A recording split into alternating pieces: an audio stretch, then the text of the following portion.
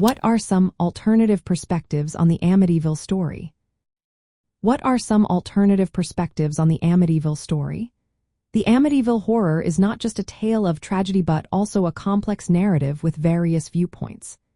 At the center of this story is Ronald DeFeo Jr., who murdered his parents and four siblings in their home in 1970 for using a .35 caliber rifle. He was convicted and sentenced to multiple life terms.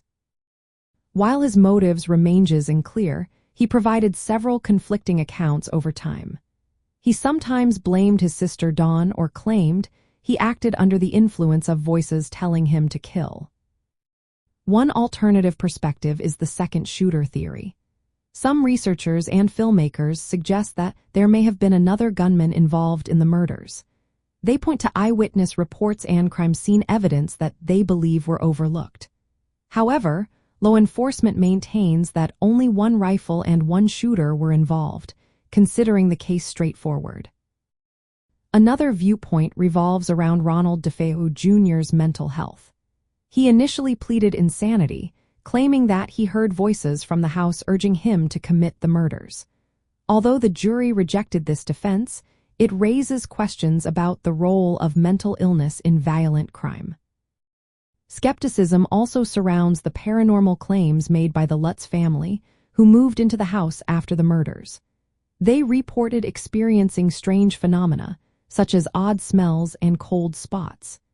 Critics argue that these stories may have been exaggerated or fabricated to profit from the house's notoriety. Family dynamics also play a significant role in understanding this case. The DeFeo family had a troubled relationship, and Ronald's shifting stories about his sister's involvement suggest deeper psychological issues. Criminologists often study these family dynamics to understand the motives behind such violent acts. Lastly, the cultural impact of the Amityville murders cannot be ignored.